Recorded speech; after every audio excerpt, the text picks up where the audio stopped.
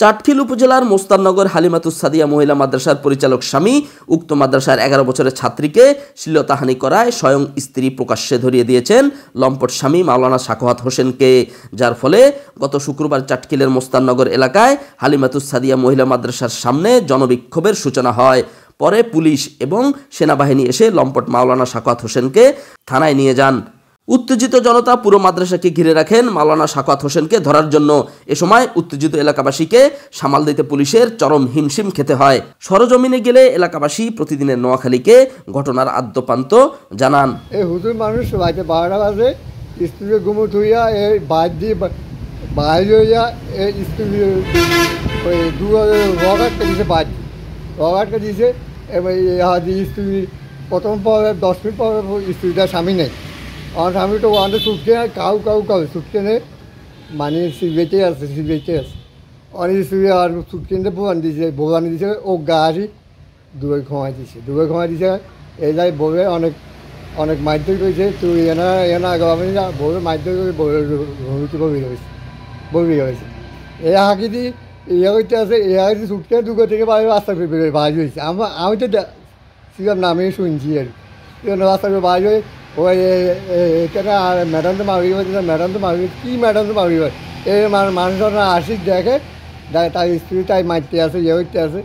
স্ত্রী তুই এইগুলো কী গেছ ও মাইয়া কি জন্য হাত দিছ এরও স্বামী স্ত্রী তো অত করছে করার ফল দি এর মানুষ আগে যেন তুবই গেছে কেউ দান শুনছে এই বাচ্চাকেও হাত দিচ্ছে, এমন বাচ্চাকে রেপ করতে গেছে জানা ভাব দিয়ে মানুষ আগে মানি জনগণ এভাবে ঘুষি হাতে দিছে। আমি শুনছি যেটা ঘুষি হাতে দিছে জানা ভাব দিয়ে জানা ভাব দি বাবা কিছু নেতা আসি এবার সেভ করছে কি ঘুমুবিতে বড়ি দুটো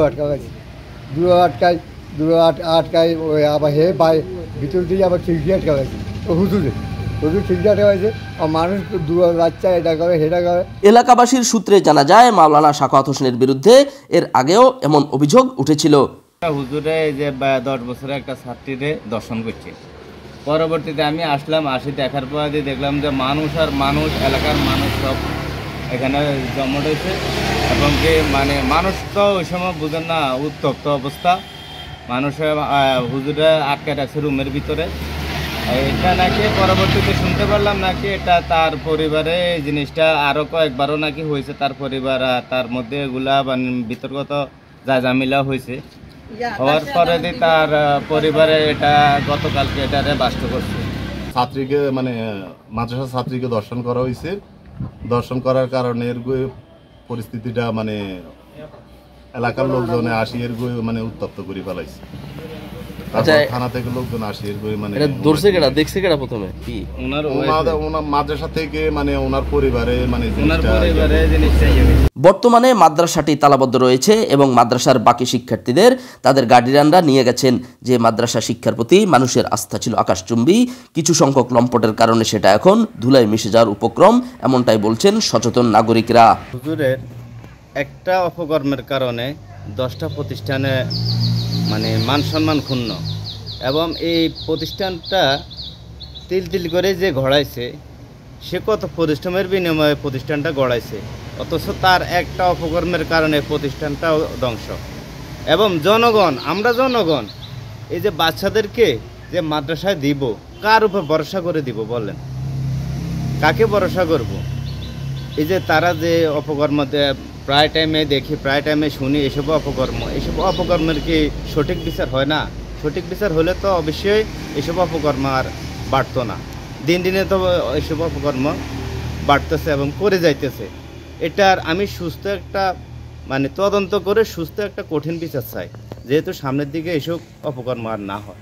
এই অত্র এলাকায় সবাই মাদ্রাসাটা দেওয়ার পরে সবাই ওনাকে ভালো জানতো এবং কি আমরা দৌলতপুরের ভিতরে দেখছি ওনাকে সবাই ভালো জানে, কিন্তু ওনার ভিতরে জেনে বালুর ভিতরে এত বড় অমানবিক, তার ভিতরে ভয়ানক রূপ লুকায় লইছে, কেউ তো বুঝতে পারে নাই, কিন্তু ঘটনাটা হওয়ার পরে এখন সবাই তারা নিন্দার চোখে দেখতেছে। এমন একটি ন্যাক্কারজনক কর্মকাণ্ডের বিচার না হলে এমন ঘটনা বারবার হতে পারে। তাই দ্রুত আসামিকে বিচারের আওতায় এনে শাস্তি কার্যকর করার দাবি সর্বসাধারণের। মোহাম্মদ শাহ আলম, প্রতিদিনের নোয়াখালী নিউজ ডেস্ক।